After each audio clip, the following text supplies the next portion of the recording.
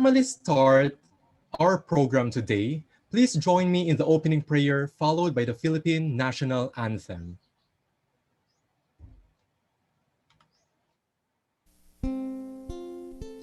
Dear God,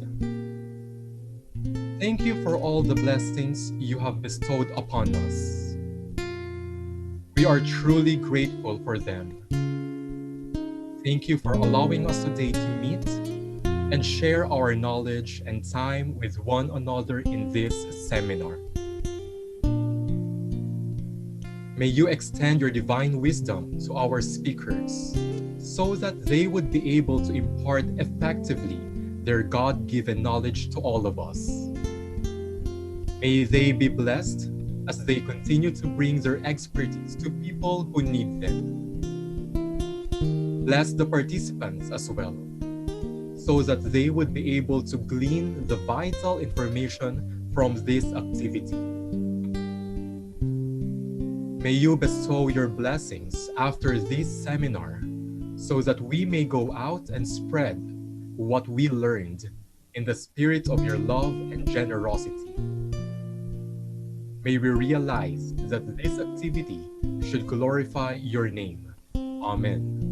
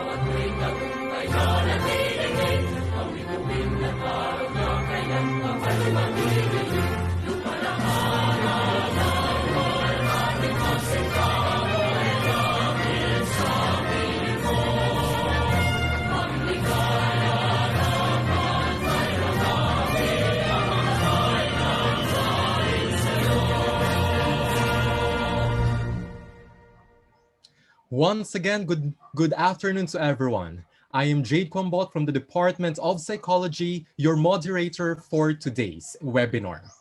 This webinar is one of the efforts of the department to promote mental health awareness and stimulate discussion amongst our students on the latest trends and issues in the field of psychology. Before we proceed, please allow me to remind everyone regarding the webinar house rules. First and foremost, please refrain from sharing the link of this webinar. Participants' microphone will be turned off during the learning session, or for some technicality concerns, please regularly mute your audio. The question and answer or the open forum segment is scheduled to take place right after the learning session. And last but not the least, please observe proper webinar decorum. Any unwanted background noise or distracting movement can reduce the experience of the learning session.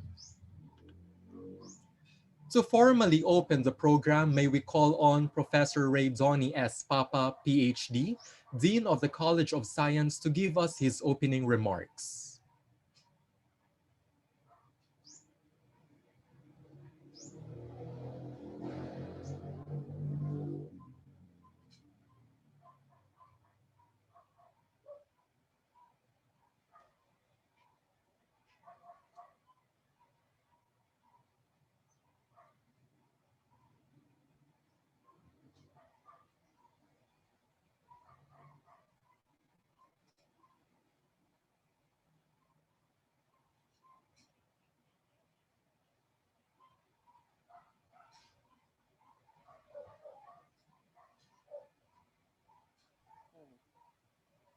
Hello, can you hear me? Yes po, Dean. Okay, so good afternoon to our first and foremost to our dear speakers, Dr. King and Mr. Mendoza, and to my dear colleagues from the Department of Psychology, headed by Dr. Kayubit, and to our dear students and participants. So, good afternoon, everyone. And this is a very good opportunity for everyone. First and foremost, because checking and making sure that the well-being of everyone um, at this particular time um, is okay, especially now that we are all conducting our classes, as teachers and as students and even as support staff during this very difficult time that we have the pandemic raging on. Although there is a glimmer of hope, of course, with the vaccine being available, um, that is something to look forward in the next few months, hopefully, and the years to come. But we know that for the now, for the present, we have to continue to make sure that we are all okay, so to speak. And so this webinar is indeed important, and I'm sure we'll learn a lot from our two esteemed speakers that in that regard. But secondly, because this is an opportunity to reach out and to expand the knowledge and the opportunities for the faculty members of the department, for our students, and for our participants. Because this is an opportunity to hear from experts in their field who are not from among or within the College of Science, particularly the Department of Psychology. And we are happy that this is a welcome development because now that we are in a pandemic, we are stuck doing webinars rather than face-to-face conferences. It made it a bit easier for us to invite outsiders to share their knowledge to our students, and therefore this allows a bigger audience to learn, to participate, and to interact with experts who are not from within our institution. And that this will give us a fresh perspective in this very important aspect of um, your discipline in psychology. And therefore, I wish everyone a very fruitful webinar. Once again, I thank our speakers for accepting the Department of Psychology's invitation to provide your insights this afternoon. And for the participants, sit back, relax, and take out your pens and your papers and take notes because I'm sure you will learn a lot from our speakers this afternoon. So with that, thank you very much and good day to everyone. Thank you, Professor Ray Donny S. Papa, the Dean of the College of Science, for that heartwarming message. And now, to introduce our resource speakers for today, may we call on Assistant Professor Ryan Francis O. Kayubit, PhD, Chair of the Department of Psychology. Thank you, Jade. It's now time to get to know our two speakers for this afternoon. Our first speaker is a recipient of many international awards, namely the Park Jung-yoon Young Scholar Award in 2009, the International Test Commission Young Scholar Award in 2012, the Global Self-Research Network PhD Highly Commended Dissertation Award in 2013, the Association of Psychological Science Rising Star Award in 2017, the Michael Harris Bond Award for Early Career Contribution to Social Psychology in 2019, and just recently, he was named as part of the top 2% researchers in the education subfield out of 58,000 researchers and one of the top 200,000 scientists in the world across all 22 fields and 176 subfields of science derived from lifetime and 2019 citations from Scopus. His research interests revolve around motivation and well-being, in the educational context and developing positive psychology and educational interventions. He has a PhD from the University of Hong Kong, and at present, he is an associate professor at the University of Macau, an adjunct associate professor at the Education University of Hong Kong, an adjunct professor at the Far Eastern University, Manila, and the co-founder and CEO of the Positive Psychology and Education Association Limited. Our second speaker used to teach at the Department of Psychology of the Angeles University Foundation, the Holy Angel University, and the De La Salle University, Manila. He also served as a laboratory and field research assistant at the University of Macau and was the recipient of the 2017 Student Development Award from the Stress and Anxiety Research Society in Hong Kong.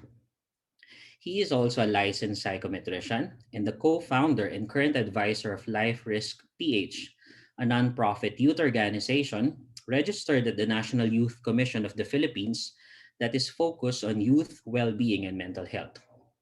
He is a graduate of BS Psychology from the Angeles University Foundation and has a master's in counseling and psychotherapy from the University of St. Joseph in Macau.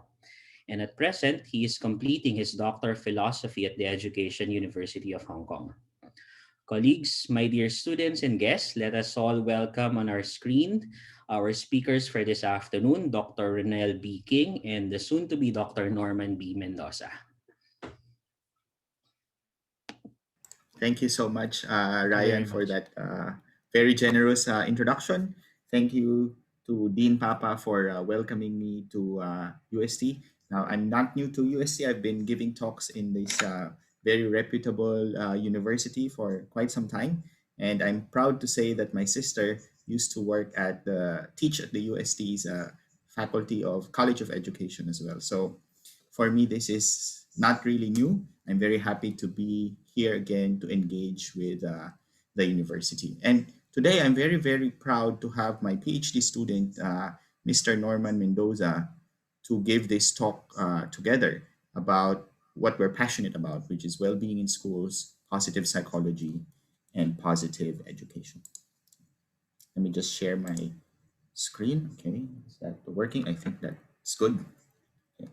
So today I'm that our talk will basically be focused on well-being in schools and particularly will be focusing on perspectives from positive psychology and positive education.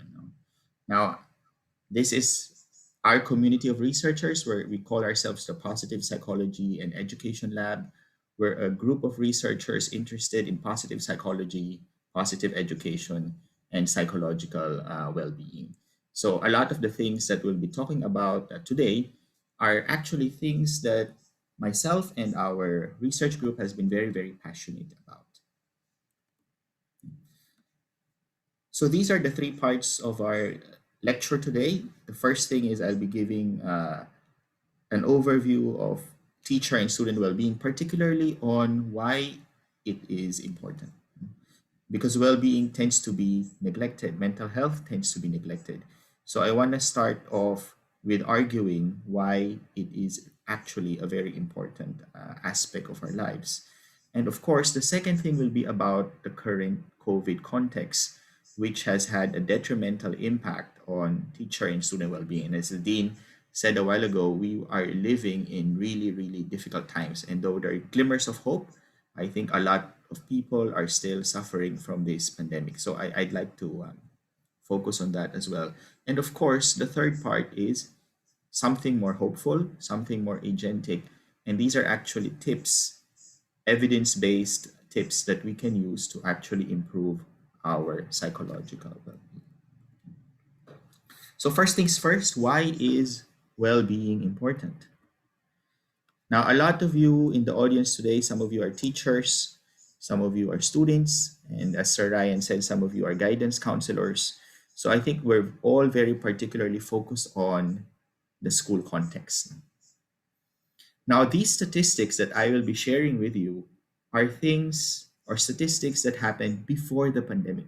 So just imagine how much worse it is right now in the context of the pandemic. Now, teacher happiness, teacher burnout. These are very popular topics in education because we know that a lot of teachers are suffering from mental health problems. So the statistics say this is actually a worldwide study, particularly focused in the UK, showing that 5% or 1 out of 20 teachers suffer from long-lasting mental health problems. And there's been an increase in these well-being problems compared to a decade or 2 decades ago. And this has also been a concomitant increase in the use of antidepressants. So this is a sad reality that we have to grapple with, that teacher burnout, teacher well-being is a big problem. And I think this problem is not just a global problem, no? Kahit sa Pilipinas, problema to. And we've had news of teachers committing suicide, teachers who are not who are depressed, who feel burned out, no? And I think a couple of months ago, we this is a consciousness that Filipinos are starting to grapple with. That our teachers, our Pinoy teachers, are also suffering from depression, anxiety, and different types of stress. Now, according to the Teacher Wellbeing Index conducted in 2018, where they sampled more than 1,000 school professionals, they found that 31% of teachers have experienced a mental health issue just in the past year. And again, remember, this is in the context of pre-pandemic. And already 31% of our teachers are suffering from mental health issues. 76% have experienced behavioral, psychological, or physical symptoms. No? Ano ba yung mga physical symptoms? Yung masakit ang ulo, masakit ang tiyan, di mapakali. These physical symptoms have very deep psychological roots because sometimes our body knows that we're stressed. So this manifests itself in terms of headache or feelings of dizziness. No, these physical symptoms are potential signals that maybe we are not feeling that well and we have to pay more attention to our well-being.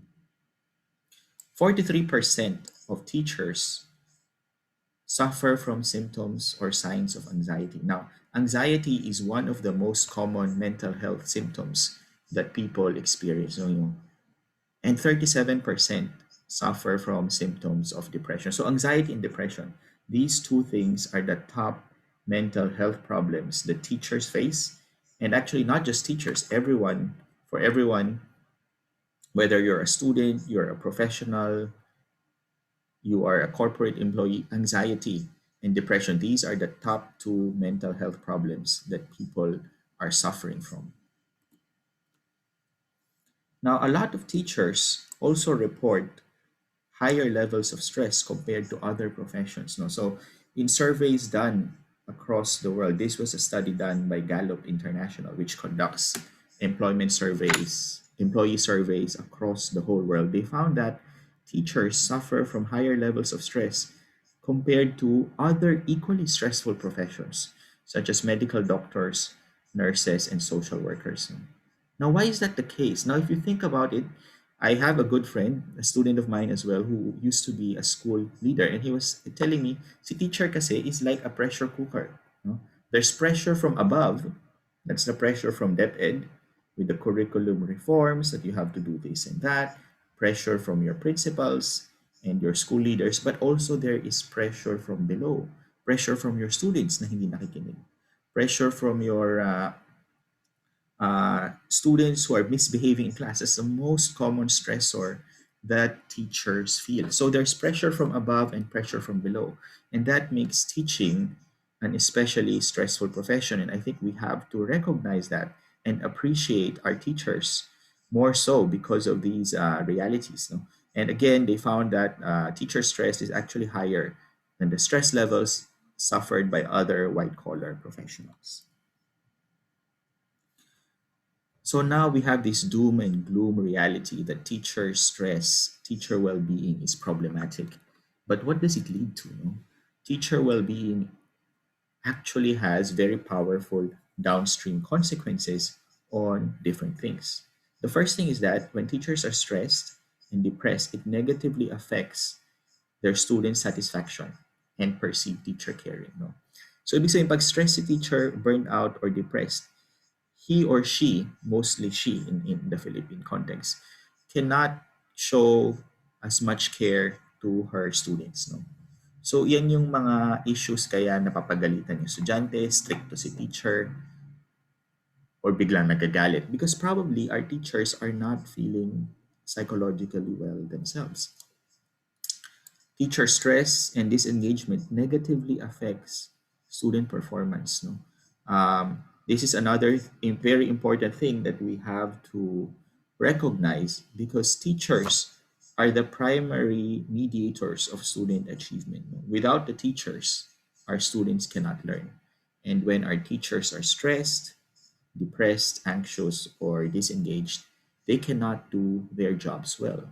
And hence, as a result, student performance, student learning suffers. And of course, poor teacher engagement would negatively impact students' performance, students' learning, and student engagement. The fourth one, emotionally exhausted teachers tend to use reactive and punitive responses that contribute to negative classroom climate and student-teacher relationships. No? So this is another problematic thing. Minsan kasi, when teachers are not feeling well themselves, nagiging masungit, nagiging punitive, no?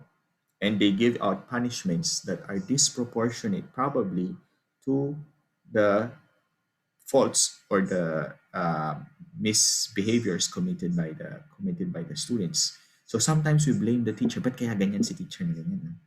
But we have to understand that probably there's a deeper cause behind that punitive reaction or behind that negative behavior from the teacher. Probably it stems from low levels of well being.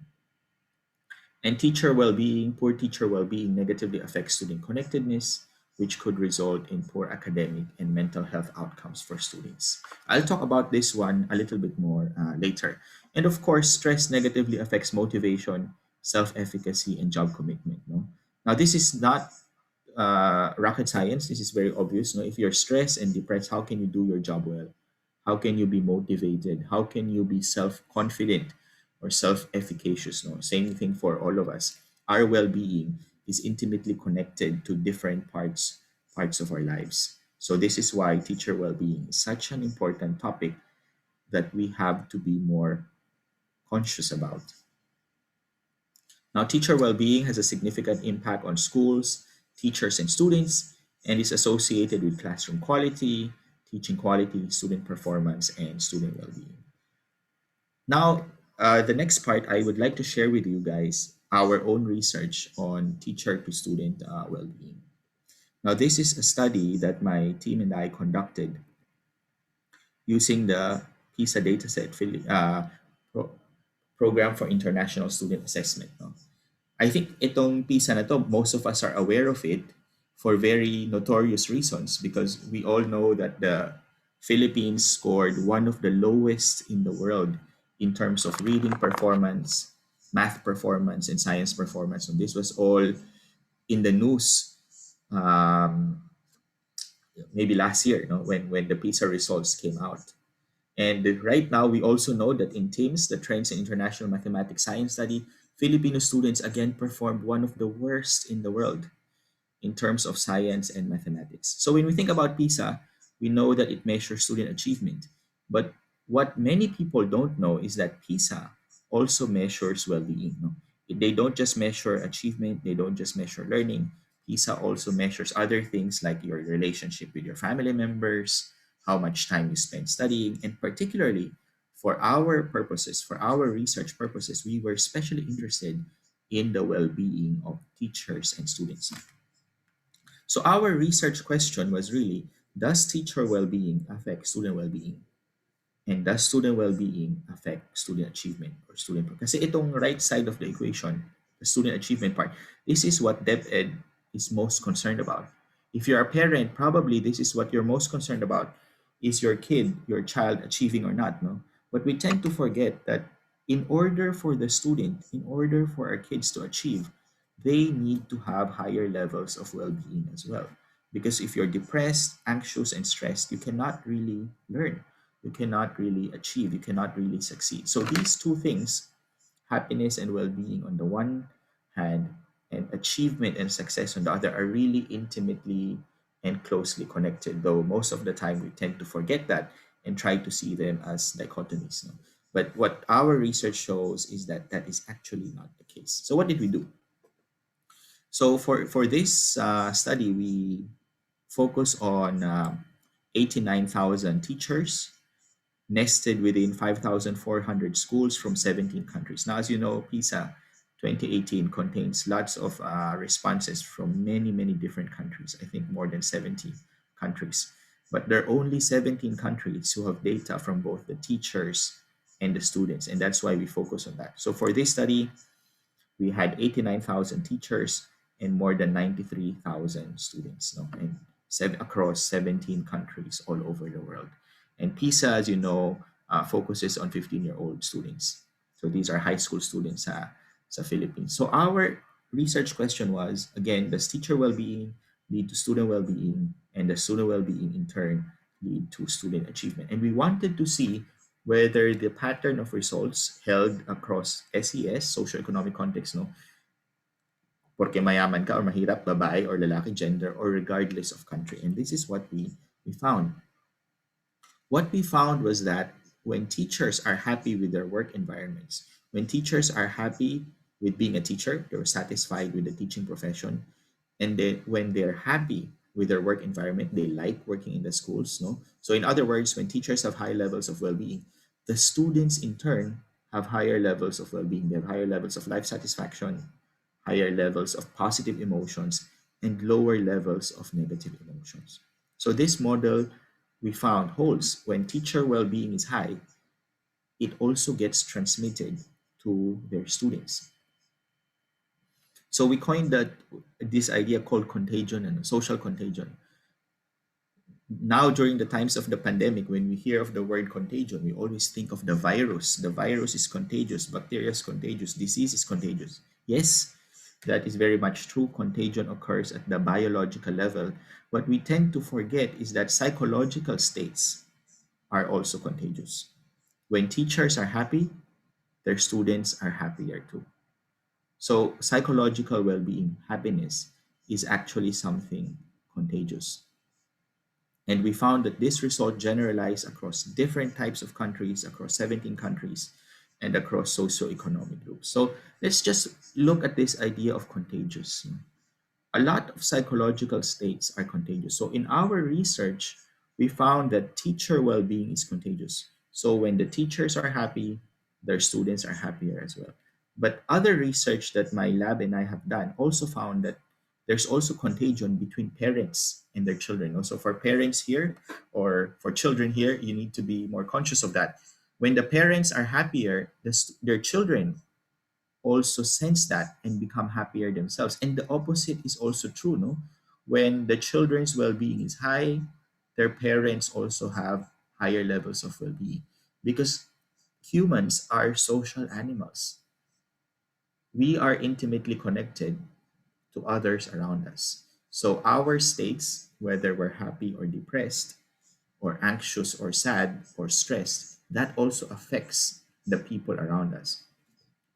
They've done this social contagion study on college dorm mates. So kung kayo may mga flatmates kayo or housemates, or you live in the same condo with others, when your roommates or when your flatmates are depressed and anxious, they found that that also affects whether you become depressed or anxious as well. No, so we have to be more sensitive about the social context because we human beings affect each other very, very intimately. So again, this pattern holds from teachers to students.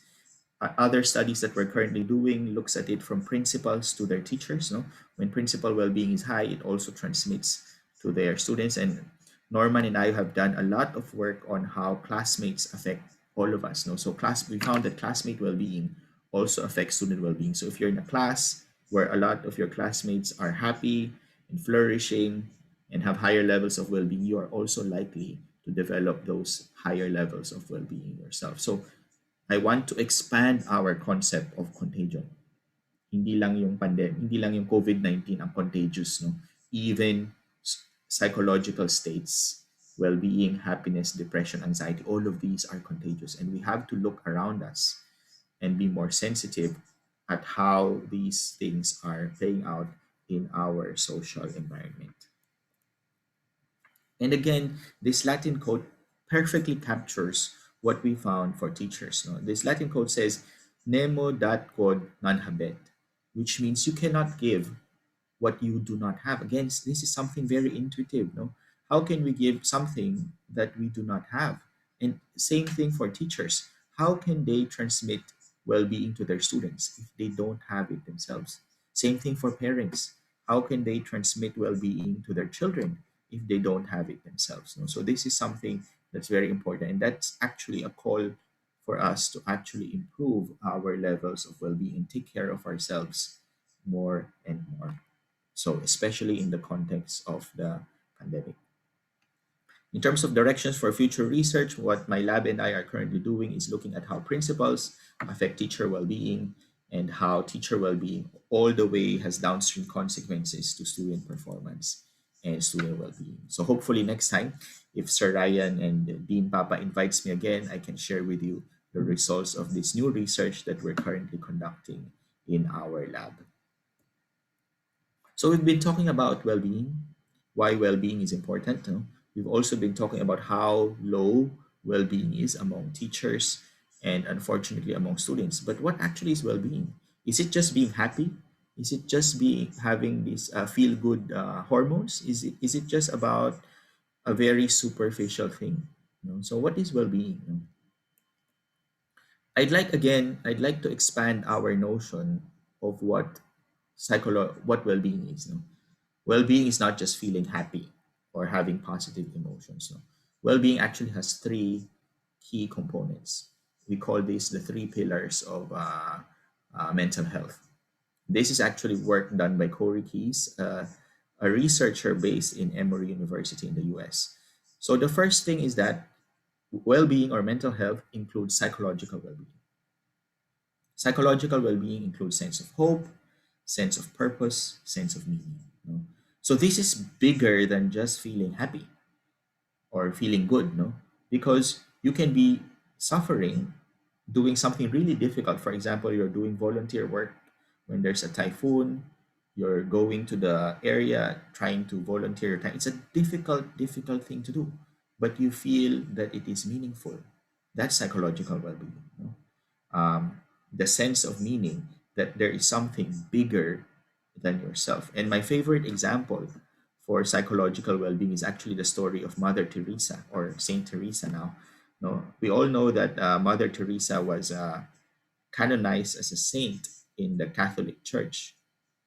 But recent stories about her diary show how dark she felt her emotional life was. No? She felt that God was absent in her life, that God was not really showing or revealing himself to her. So parang mababa yung kanyang positive emotions. But we cannot say that she is low in well-being because she had a deep sense of meaning. She felt that helping others was her calling, was her vocation, was her duty, no? So even in the midst of not feeling quote unquote happy, she has higher levels of psychological well-being because she felt that what she was doing was meaningful. She felt that she was doing it for something bigger than herself. So that's the first pillar, psychological well-being. The second pillar is social well-being.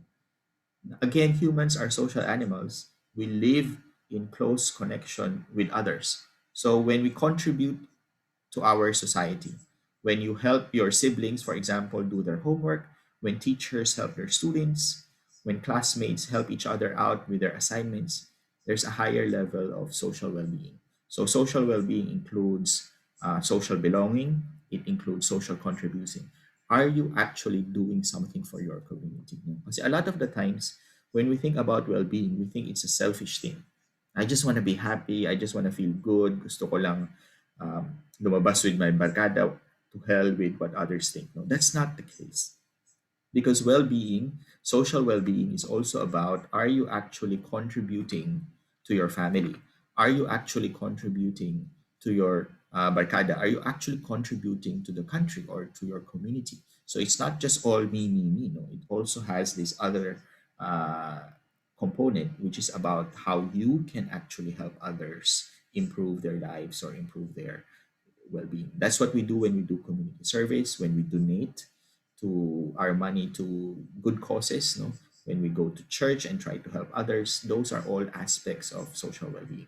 And the third part is emotional well-being. Ito yung common idea natin ng well-being. It's just feeling happy, feeling good, and being satisfied with our lives. Okay, so these are the three pillars of well-being: psychological, social, and emotional. So my hope is that I have convinced you that well-being is not just about feeling good in ourselves, no, but it's also about contributing to others, social well-being, and also about working for something bigger than ourselves, psychological well-being. It's not just it's bigger than just feeling good and feeling happy. Now, when we think of psychology, the title of our talk with my talk with Norman today is about the importance of positive psychology and positive education. Now, what's positive psychology? Positive psychology can be defined in contrast to traditional psychology. You know? When we focus on traditional psychology for the last 5 decades, for example, Martin Seligman argued this in his one of his talks as president of the American Psychological Association. He said a lot of psychology, I'm not saying everything, no, but a lot of psychology is focused on weakness. It's focused on mental health problems. It's focused on deficiencies. Kaya nga minsan merong stigma associated with seeing a psychologist. No? If you say you want to see a psychologist or a psychometrician or a guidance counselor, ay may problema yung si yung tao yan. Because a lot of the time we associate psychology with feelings of weakness, feelings of depression, anxiety, and burnout. Of course, that's important. Of course, that's true. And of course, psychologists have a duty to help people to overcome their weaknesses. But that is not everything. That's not the whole of psychology. And that's why positive psychology came about as a reaction to that. And positive psychology emphasizes that we also need to focus on people's strengths. What are their character strengths? Hope, curiosity, happiness, well being, flourishing. These are important topics that we have to be aware of. And just focusing on weakness is not enough. Positive psychology also focuses on skill building. Just as we go to the gym, for example, to develop our physical skills, or if you want to learn basketball, you have to keep practicing. If you want to learn swimming, you have to keep practicing. If you want to do a marathon, you have to keep practicing. Same thing with well being. Well being is also a skill that we have to consciously develop. These are things that we have to work around and work hard for. So, well being is also a skill. Emotional intelligence is also a skill that we have to consciously practice and consciously cultivate. So, positive psychology focuses on that. How can we actually build our skills for well being? Pursuing happiness is actually an explicit goal, and flourishing is what we want people to have. We don't just want them to be free from depression or free from anxiety. We want people to be flourishing, and that's the goal of positive psychology. So here's the mental health spectrum. Again, this is adapted from work by Corey Keyes. On the left side of the bell curve, these are people suffering from mental health problems. No? These are people with depression, anxiety, suicidal thoughts, who are taking antidepressants. No? So these are the people we really, really need to help. They're the ones who see the psychologist and the ones who see the psychiatrist, for example. Then there's the group of people who are languishing. No? They don't meet the clinical cutoffs for depression, anxiety, or other mental health disorders, but they're not really thriving as well. No? They're not really living their fullest lives. So we call those people languishing. And then in the middle of the bell curve, these are people who are parang okay naman, wala naman masyadong problema. They are in the spectrum of what we call mental wellness. But that's not enough. What we want to do is to push people to the extreme right side of the bell curve so that they are truly flourishing. And people are most flourishing when they have these three aspects of well being. When they have a sense of meaning, hope, when they have social contribution, social well being, and when they have high levels of emotional well being, life satisfaction, positive emotions, etc. So that's what we want people to do. And I think positive psychology tries to give us scientific evidence and practical tips for how we can actually look understand well-being and improve our own sense of well-being as well. So positive psychology and positive education highlights the importance of strengths, not just deficits. It tries to identify the factors that can promote optimal well-being or flourishing, and emphasizes how intimately connected teaching and learning is with well-being. Now, I'm very, very happy to say that positive psychology and positive education are now slowly gaining the attention of DepEd in the Philippines. So I'm working with the Department of Education right now, DepEd. No, we're developing positive psychology, positive education modules for homerooms and guidance counselors to use in the Philippine public school system, because we now recognize that teaching kids about achievement, teaching them how to learn is not enough. No? Especially in the time of pandemic, we also have to teach students, and all of us actually have to learn about the skills of well-being. How can we actually improve our well-being? How can we develop the skills for having higher levels of social well-being, psychological well-being, meaning and hope? No? So these are things that we have to be more aware of, and I'm very happy to say that at least right now our government DepEd is slowly recognizing the importance of adding a positive psychology or positive education perspective to our educational system. Now, I'd like to talk about the elephant in the room next. The big elephant in the room is COVID 19. No? We are all suffering from COVID 19. This is a global problem. It's not just a problem in the Philippines, it's a problem in Hong Kong, it's a problem in the US, it's a problem in Europe. No, all countries in the world are suffering from COVID 19.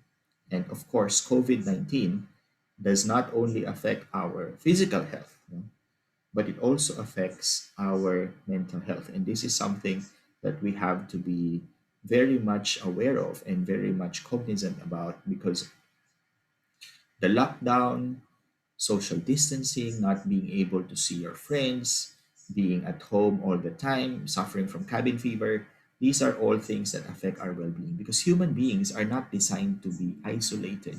We need social contact. Kaya nga mahilig tayo magkape with our friends, or lumabas with our barkada, or have big dinners with our families during Christmas or New Year. But now during the pandemic, these things are all shrinking. No?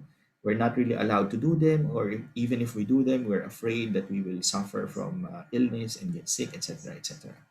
So there's this constant anxiety and constant concern about the implications of COVID 19 for mental health and mental well being. So now I'd like to shift to talking about this thing in particular. Now, the first thing I'd like to share with you guys is that COVID 19 has actually strongly affected mental health of everyone in the world, but mostly true, especially true for students and teachers.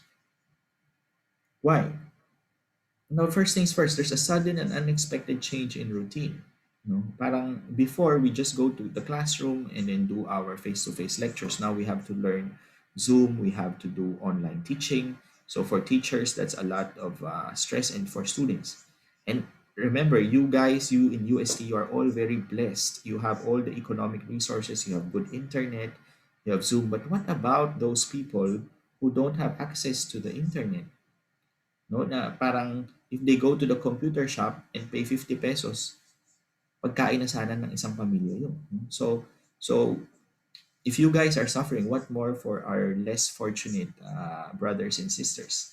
They are suffering even more. Or for people who don't have good access to the internet, how can they actually learn during the context of the pandemic? No? So these change in routines has affected everyone, teachers, students, and especially so for those at the bottom rungs of society. So there's an inequality in terms of how the pandemic has affected mental health. There's also the concomitant challenge of shifting to online classes. No? There are technical issues that teachers have to resolve, that students have to learn, inability to interact with students. Again, as I said earlier, the social interaction is very, very important. But during COVID 19, this has been much reduced. And of course, it has powerful implications for well being. Isolation, loneliness from social distancing has spiked up. because of what's happening to us. And there's a lack of concrete information and uncertainty regarding COVID-19. No? Although, of course, now it has improved a little bit already, but there's still a lot of stress and a lot of increased anxiety. No? Just to tell you the story, in the condo where my family lives, there's suddenly COVID cases, and then my family members are very afraid of going out or even using the elevator, no? Kasi baka mahawa sila. So there's this constant stress and constant anxiety induced by the pandemic. So what research has shown is that the COVID-19 pandemic has tripled the depression rate. Now this is a very, very powerful reality. Times three, the depression rate has tripled because of the pandemic. This is research done in the US, but I'm pretty sure the same pattern will hold in the Philippines because we are also very much affected by the pandemic. And look at people who have lost their jobs. Of course, their depressions, anxiety. How will they feed their families? All of these are problems that we have to grapple with. So, a study from Boston University School of Public Health found that 27.8% of adults in the US suffered from depression. This was mid April, no, compared to 8.5% before the pandemic. So, the typical quote unquote depression rate seems to be around 8%, but now during the pandemic, it has tripled to 27%. These are, again, studies about mild symptoms of mental health problems or depressive symptoms. Again, if you look at it, there's always an increase from before the pandemic, which is the dark blue bar, to after the pandemic or during the pandemic, which is the light blue bar. So, mild symptoms of depression have increased, moderate symptoms of depression have increased, moderately severe symptoms of depression have increased, and the severe symptoms of depression have also increased. No? So again, mental health problems are increasing everywhere. That's true for the US. This is also true for the UK. Again, another study conducted by Matthias Pierce, a group of researchers from the UK, they found that 27% of their sample now had mental health distress compared to 18.3% before the pandemic. Again, showing a clear decline in well being among all of us. In China, the same thing. No, 35% of individuals suffer from distress. Even bigger in Iran, which also has the pandemic out of control, and even in the U.S., no, 45% are suffering from higher levels of psychological distress. Now, we also have to think about the pandemic in a bigger context because when we think of the pandemic, probably we think about getting sick. But even if you don't get sick, if you're lucky enough not to get sick, some of your friends get sick, your family members get sick, you lose your job, or even if you don't lose your job, you're always afraid of what will happen to your job.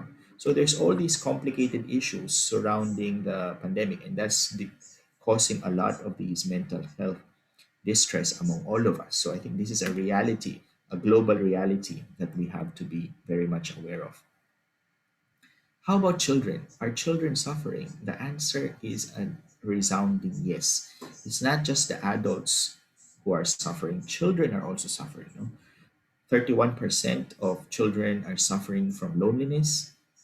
They have feelings of nervousness.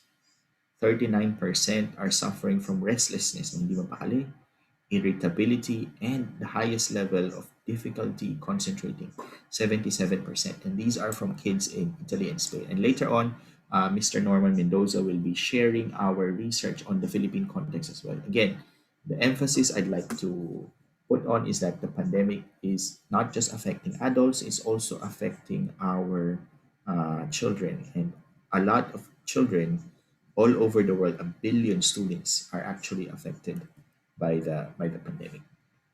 So now I'd like to pass the ball to Mr. Norman Mendoza.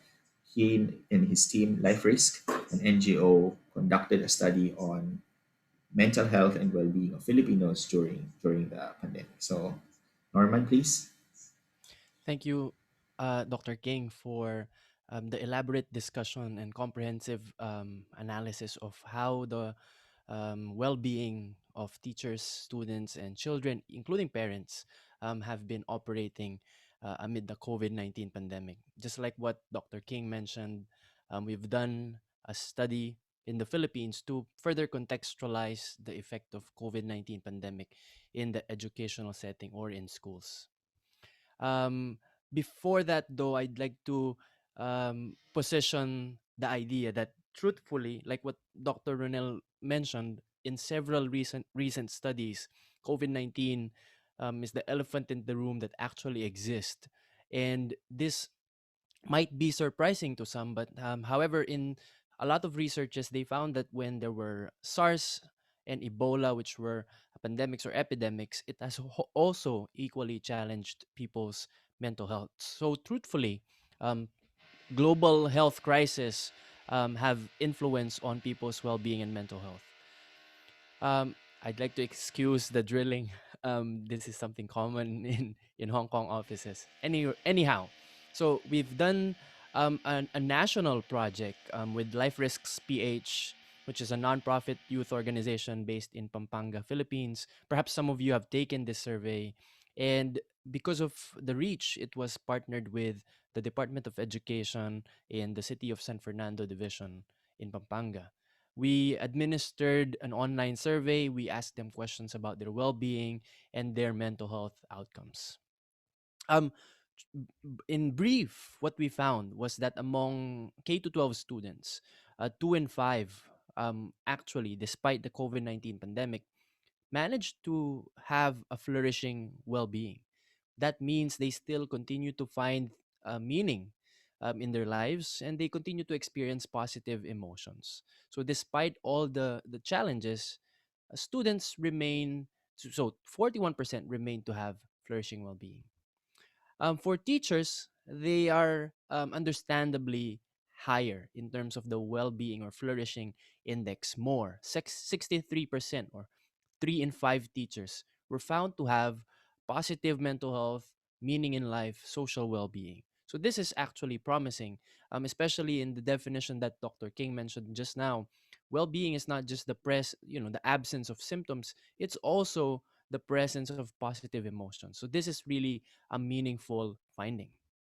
However, in as much as the students and teachers are flourishing, we also have to acknowledge that there are also presence of mental health outcomes, depression and anxiety specifically. From these news updates that were provided by Life Risks PH, among the students, more are experiencing depression symptoms than that of teachers. 22% of students would meet a criteria for depression symptoms, while only 13% would be meeting for teachers. Interestingly, however, the findings or the percentages are reversed for anxiety. More teachers are anxious while less students are anxious. So, this is a particularly interesting finding in our research. So therefore, in summary, what we found was 3 in 5. So more teachers are flourishing than that of students. However, when we look at um, the findings on mental health outcomes, we found that more students experience depression and more teachers experience anxiety. Now you might ask yourselves, why? If being a student exposes you to more stress or more challenges in your mental health, why is it different when we're talking about depression, and why is it different when we're talking about anxiety? This is a particularly interesting finding. And how we make sense of it is that students and teachers could be going through the same challenges, but perhaps they see this from different light, and that is they might be coping in various ways. For example, we might think that teachers are happier, but they are more anxious, perhaps due to the concerns about their work, their health, as they bear more responsibilities at home and in school. So they're more anxious. Will I lose my job? How will I, transition from the typical classroom setting to online learning? And for students, they're not that much anxious. Instead, their concerns are different. They may experience low mood, low motivation, or feeling disinterest in how they engage in schoolwork. Because, like what Dr. King said, um, human beings, we are socially connected. And that's absent. And students, some of us really thrive in the idea of having classmates together in one classroom. And in the absence of that, it's understandable that they could be experiencing some symptoms of depression. However, these findings are preliminary and more attention is actually needed in order to really tap into and explore how the COVID 19 pandemic influenced well being in schools. Now, that is the broad idea with how the situation is among teachers and students in well-being in schools. And now we kind of shift gears and transition into how we could actually take care of our students' well-being. If you're a teacher, is there a way that you can take care or support your students' mental health? Credits, of course, should be given appropriately. These are curated from Cool Minds HK by one of our lab members, Dr. Jen Nalipay, which I think also graduated from USD. And the design is also from Miss Claudia Montero, who also graduated from UST. Um, how can teachers encourage student mental health amid the pandemic? And firstly, would be to encourage hope. Hope, just like the research conducted by Professor Alan Bernardo from DLSU Manila, was found to be a buffer on several crises. And if we could inculcate and develop that among students, that would be very positive, especially when we found that depression is something that is prevalent among students. We know that depression is actually the absence of hope. And so this is really truthfully more meaningful in what we do in terms of supporting student mental health. Second is encouraging connections. I think students really thrive in an understanding that they're not alone, that they belong to a social group. And so encouraging a sense of connection, truthfully, can be beneficial for them. And finally, if we can provide a sense of safety, and if not, provide a sense of communication, where in just in case they need some help or support for some safe space, we could be able to be of assistance to them. Now, diving deeper, when we talk about hope, this is about having students to have an open line of communication and provide a sense of optimism about what's coming in the future. Our dean in the introduction just now mentioned about the potential rolling out of vaccines in the Philippines. That's something we really want to anchor ourselves in so that we become more hopeful in the future in the Philippines. Reference other historical times of crisis, including how these ended and how communities rebounded. One kind of cliche quote, but actually very meaningful, is that all storms end. So if we can really encourage students to think this way, it would really be immensely helpful. Third, share stories of hope to inspire students to discover positive takeaways they can gain from this current crisis. I'd like to take caution here, though, because we don't want to be, accused with positive optimism or toxic positivism, wherein we just want to invalidate, like, oh, this is all going to pass. I think it's important to also acknowledge the challenges that we feel like. This is really challenging. This is really difficult. But I think the only way to get through this is through this. So hope is something that we can really develop. Second is to really develop a sense of communication. Group chats are something that are very common nowadays in the absence of hugs and handshakes and high fives. So if you can really develop that among your students, that would be very, very helpful. Of course, social media is like a knife. That's a quotation from Stephen Dubner, the author of the book Freakonomics. He said it could be helpful, but you have to take caution. You have to use it carefully. So students who are listening to us, some social media, some social connectedness are very, very helpful, despite especially because of the pandemic.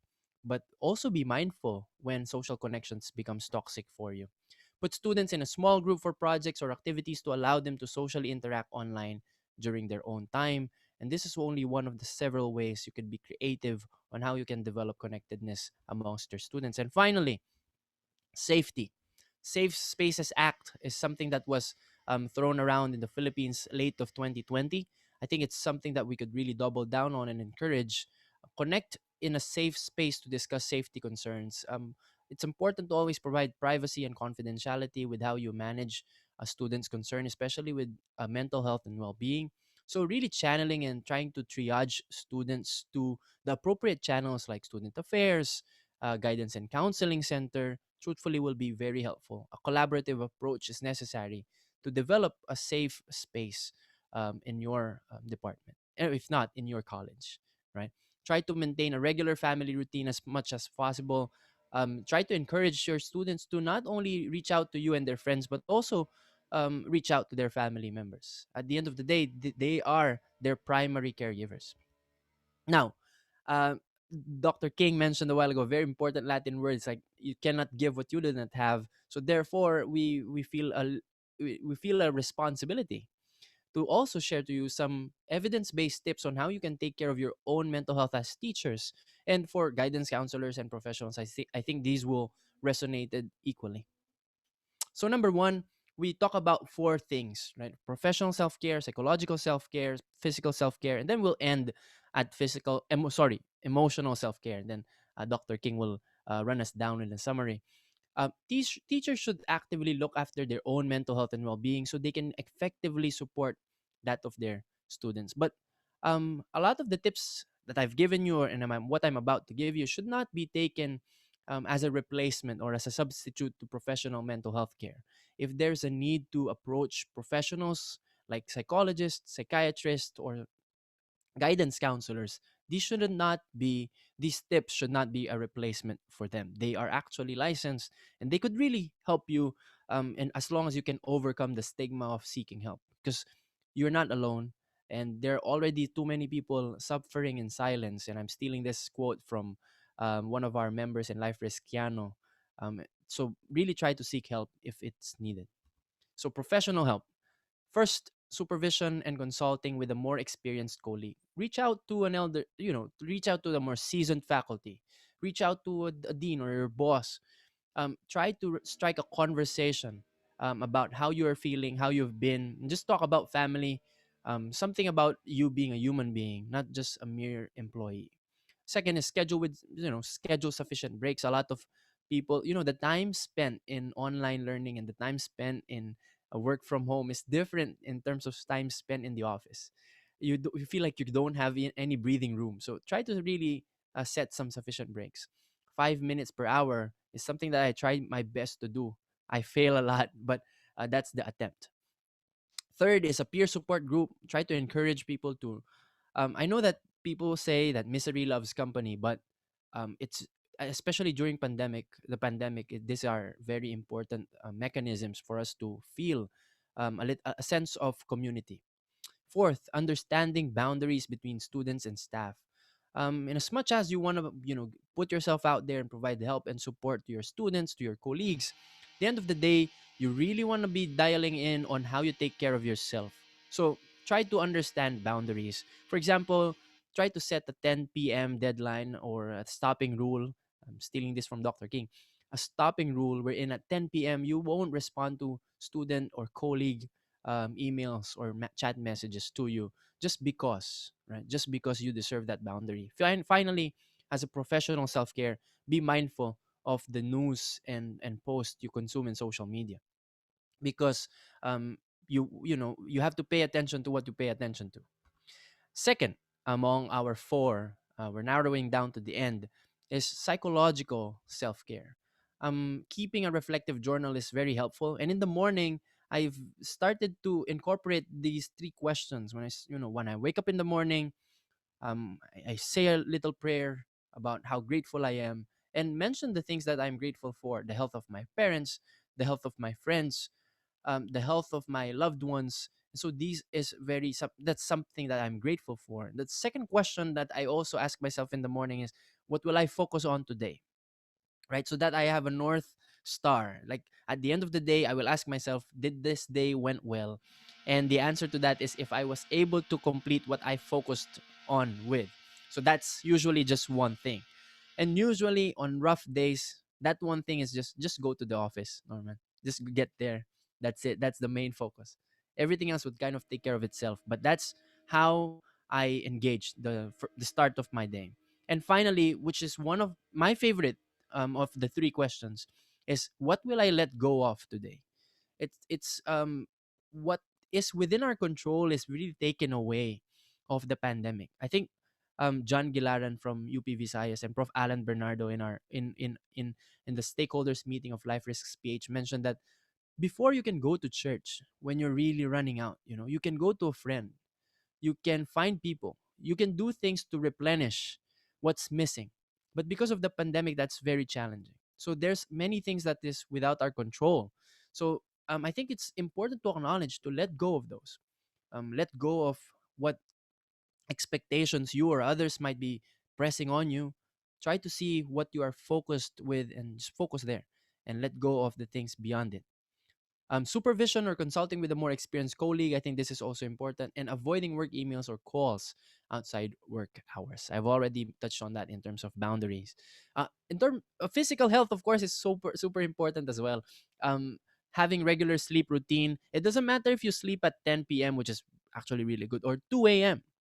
What's important is that you're regular. You're getting that 8 9 hours of sleep. That's super important.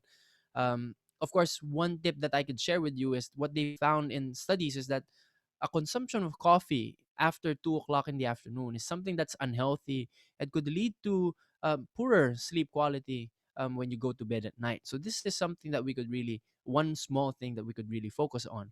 Second is taking scheduled lunch breaks. Um, some people would skip it. I think it's important that you train your body that, okay, at this hour I'm going to take good care of you, right? And so you give the body what it deserves. Using your sick leave if you're unwell, if you're really feeling under the weather, that's something you just file, and you know really focus on getting better. Next is 12 minutes of continuous movement. It could be yoga, it could be even breathing or taking a walk, gardening your plants, um, taking your pets for for a walk if the space kind of provides. These 12 minutes of exercise is something that is the WHO really double downs on, and that is 10,000 steps per day has been taken away from us. So if you can really squeeze on 12 minutes of continuous movement per day, that could really dial in on your physical health. And this is my tip. I just added this sneak in tip, and that's taking longer baths.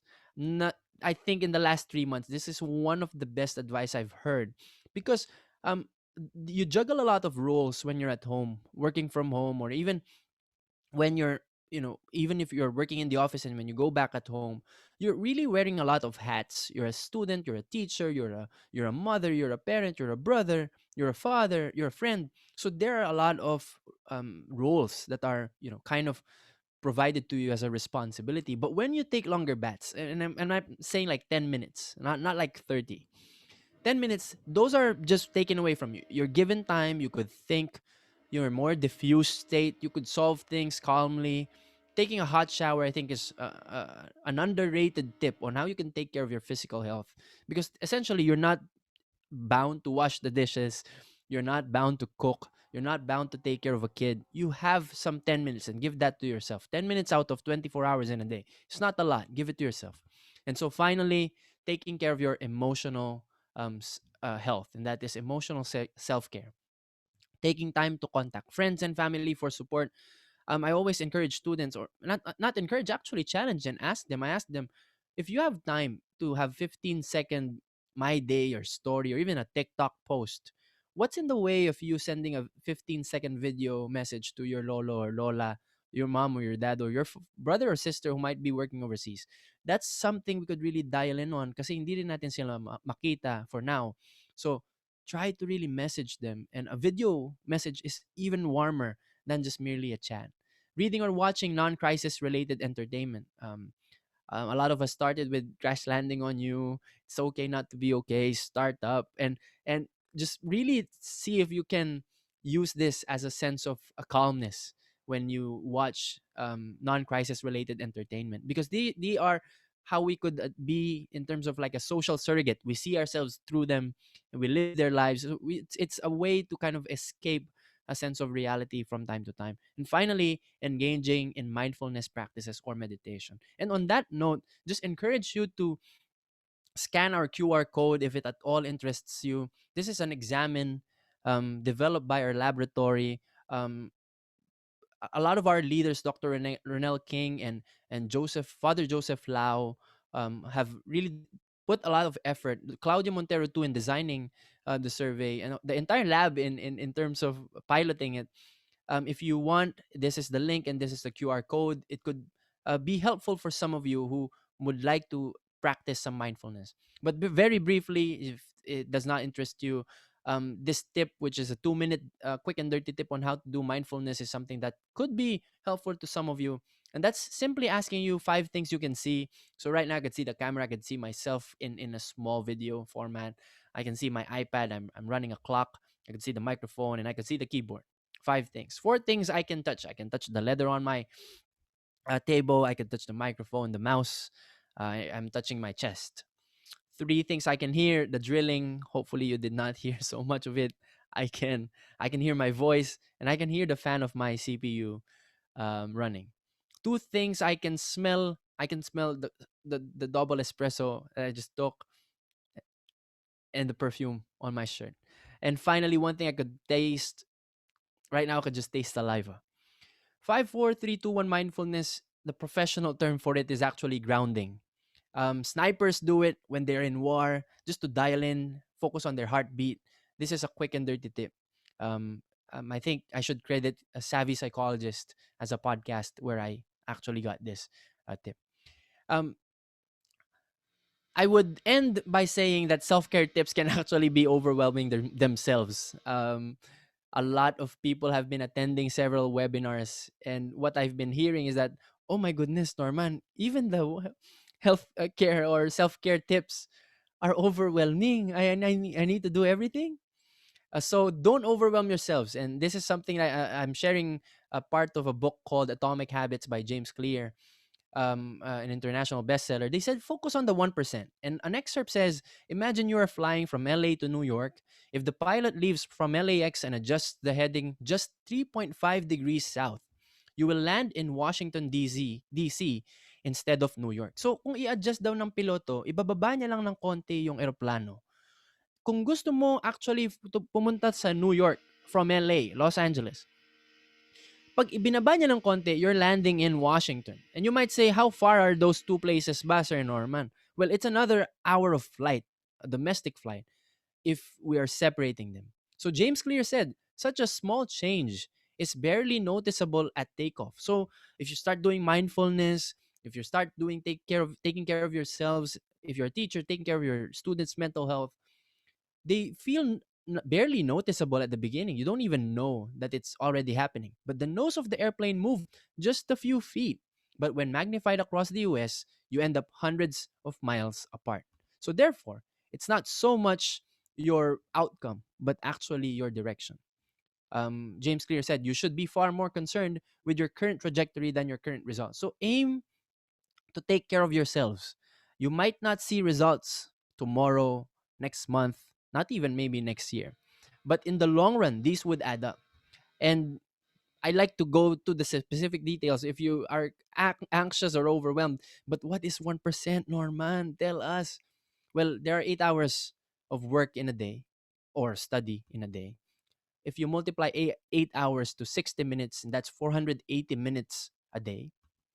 And if you take 1% of 480, that's 4.8 minutes. The secret, perhaps, in self care, in trying to bob and weave and ebb and flow and roll with the punches amid the COVID-19 pandemic is 5 minutes. Take 5 minutes to really just dial in on yourself.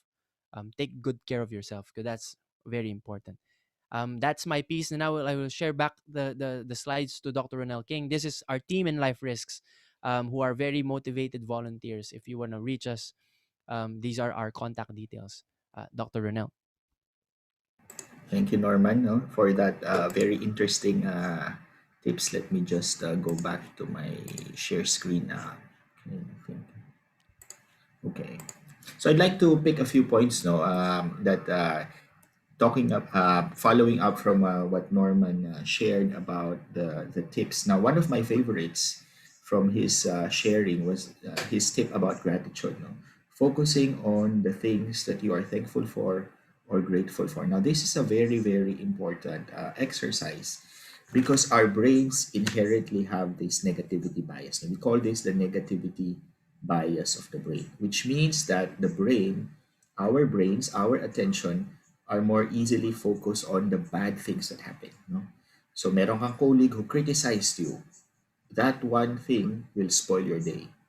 Maybe you heard a gossip about you that you felt very unfair, you felt that your colleagues are against you. That one thing can spoil your day. And that is why gratitude is such an important part of our routines, because gratitude can counteract that negativity bias. No? And what researchers have shown actually is that it takes five good things to counteract one bad thing. No? So 5:1 yung kanilang golden ratio. So for example, if you have a quarrel with your partner, with your friends, it takes five positive interactions to counteract that one negative interaction. And our brains are inherently built that way. It's not our fault. It's how the human brain evolved, no? Na parang talagang mas mabilis tayong mag-focus sa negative at negative information. We just have to be aware of that. We just have to realize that and try to use a gratitude exercise to try to counteract that negativity bias of the brain. So really small things, as Norman said, no, I'm a big fan of small things because you don't need to do big things in order to change your. These are small things you can be grateful for. Maybe your mom cooked you a nice dinner. Maybe your friend gave you a very heartwarming message on Facebook. Maybe somebody checked in on you. No? These small things are things that we can be grateful for. So that's one of the things that I took away from his sharing. And the second one would be the importance of physical self care. Now, in modern times, we have this dichotomy between the mind and the body. You know, if our body is sick, we go to the medical doctor. If we think our mind is sick, we go to the psychologist, or we just try to deal with ourselves.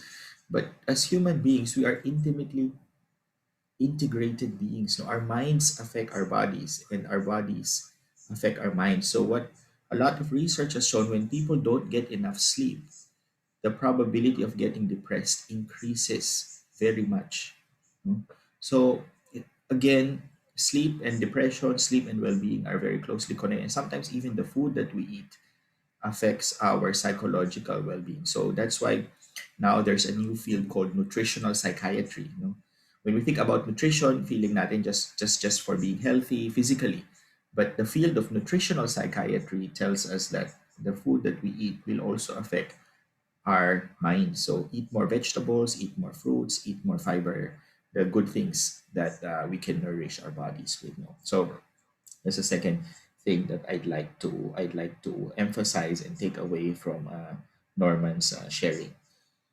Now, because of this COVID pandemic, our research lab is actually organizing a special issue in educational psychology on the impact of the COVID-19 on teaching, learning, and well being. So, hopefully, I'll be able to share with you interesting research from this special issue the next time I get invited by Sir Ryan. Ano. So, that's shout out to him. So I'd like to end this talk with 3 points that I'd like to share with you guys. The first thing is that teacher well-being is generally low across the world. This is a reality not just in the Philippines but all over the world, and even more so because of the pandemic. Teacher well-being is not important. It's not just important for its own sake. It's also important because it is intimately connected to student well-being and student performance. Now, a lot of you are teachers here, no? Minsan nagtatampo tayo kasi parang the school is only concerned about our students. They're not so much concerned about teachers' well-being, no? That's true. It probably in UST, it's also true in Hong Kong, in where I work, no? So I encourage school leaders, department chairs, principals here who have positions of leadership to not forget your teachers. No, let's not forget our teachers who are the primary points of contact with our students, because teacher well-being and student well-being are not two separate things. They're actually one integrated thing. If we take care of our students, if we take good care of our teachers, our students also benefit. So let's have a broader view of well-being. We have to take care of our teachers and our students. The second thing that I'd like to point out is that teacher and student well-being, or well-being in general, has emotional, psychological, and social components. It's not just feeling happy or feeling good. No, I don't want to give you the idea that feeling good is all that matters. So that's not really the case. We don't want the cult of toxic positivity na parang we have to force ourselves to feel good. That's not the case, no. Because a lot of the time what we need, especially during this pandemic, is to actually be self-compassionate, to be kind to ourselves. No? When we think of the word compassion or kindness, we usually see it as being kind to others. Like, tulungan mo yung kapatid mo, help the less fortunate brothers and sisters, do something good for others. But sometimes we also have to practice kindness towards ourselves. So let's not be too harsh on ourselves. Let's be kinder to ourselves. Let's accommodate our faults and understand where we're coming from. Because there are many, many things that's happening, and I think we have to have that understanding and mental flexibility. And being kind and compassionate to ourselves is also very important. And of course, the third thing is, aside from the things that we can do ourselves, like keeping good physical routine, having a gratitude diary, trying to connect with family and friends, etc., is that there are also things that school leaders have to engage with, and school level policies and personal practices. Both of these things can actually have positive implications for teachers and students' well-being. And again, this is I'd like to end with this slide. A while ago, Norman mentioned that our lab developed this awareness exercise. No? So this is how it looks like. I've asked Sir Ryan to post the link as well as the QR code in the UST Facebook page. So if you want to try this positive psychology exercise we did, please feel free to scan this QR code or click the link in the UST's Facebook page. This is a 15-minute awareness exercise that our lab is designing to improve psychological well-being among people. So this is a research that we're doing, but also an intervention. So for those of you who are interested, please try this out and share with us your insights about how this exercise worked or maybe did not work for you. So we'll be happy to hear your thoughts about that. And with that, I'd like to end this talk. Thank you for your kind attention. And again, thank you for listening. Thank you to Norman for doing this talk with me. And thank you to the Dean and Sir Ryan for inviting us today. Thank you very much. Thank you very much.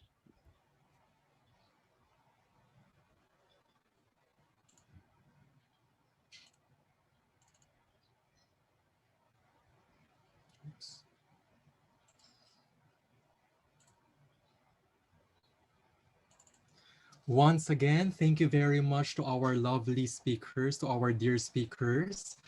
Personally, I really love the talk. That is just my 2 cents regarding the talk. This presentation really allowed me po to realize that there is a domino effect that takes place when teachers experience poor well-being.